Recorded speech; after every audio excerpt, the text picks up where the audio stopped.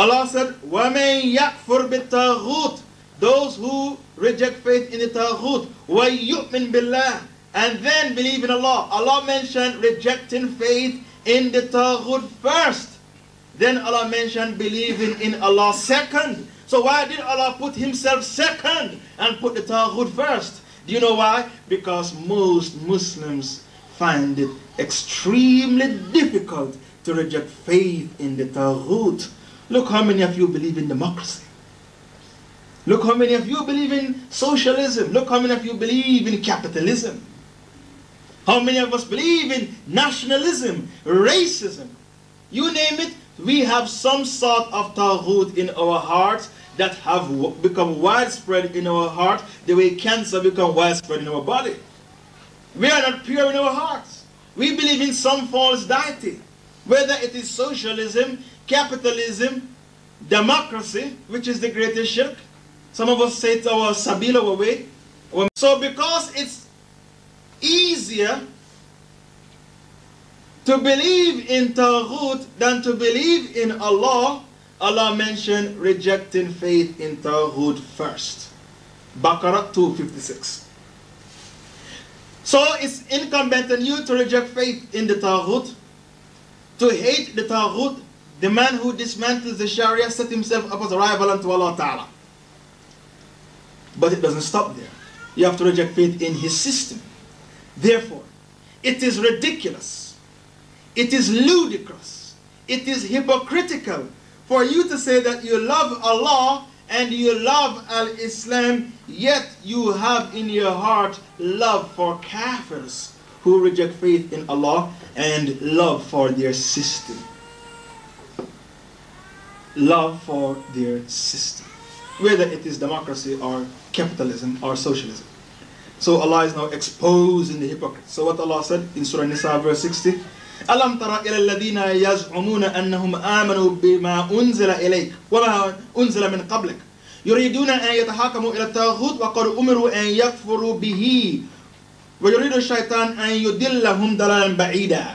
Have you not seen, Allah is asking us a question, have you not seen those hypocrites who claim that they believe in Allah and what was revealed unto you, O Muhammad, and what was revealed before your time?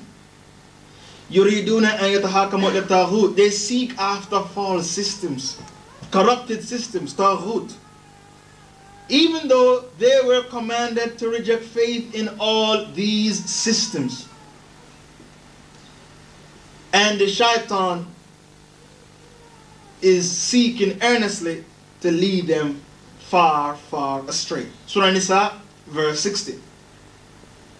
Therefore, you have to reject faith in the Taghut, whether it is secularism, modernism, racism, capitalism, nationalism, democracy. You have to reject faith in all these things.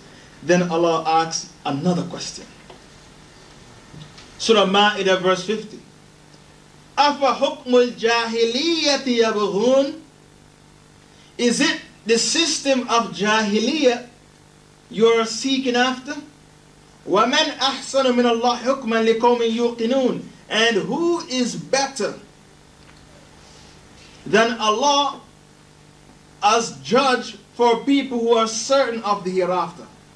So these Taghuts today have turned their system into a vicious web. So they control your details on computers. They have documented your details on computers. So you just give them your car registration, they tap it into the computer, a whole sheet comes out in front of them. Your national insurance number.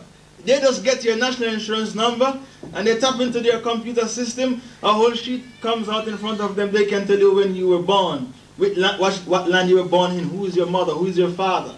They can even tell you your eating habits, everything about you. And when when they give you these sensors, they come to your house voting, those sensors for you to vote. And you should answer their questionnaire. There is absolutely no question they don't ask you on that questionnaire.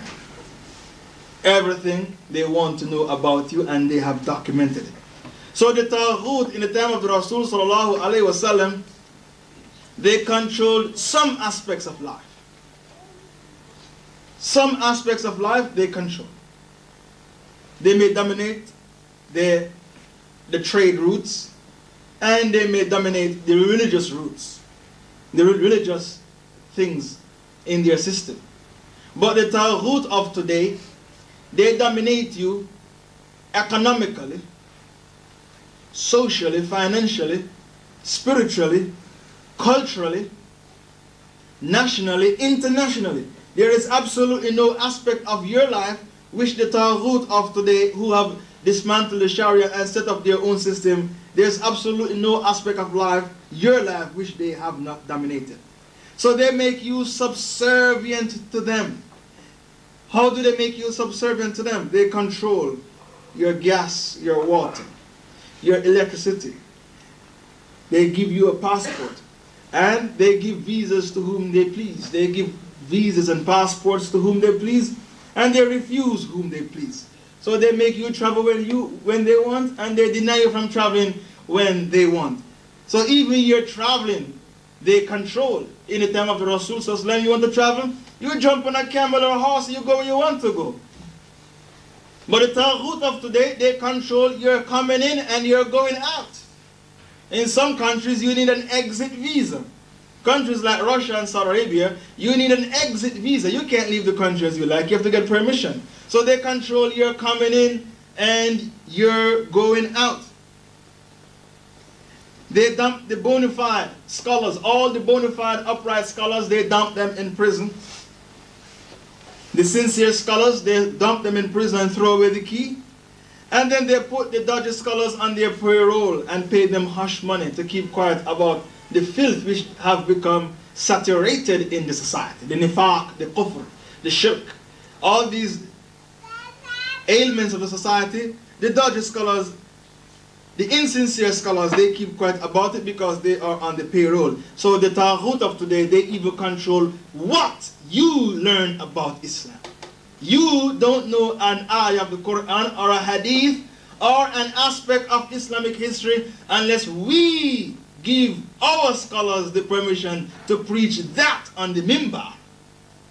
When we give them the permission to preach that on the mimbar, then you learn about it.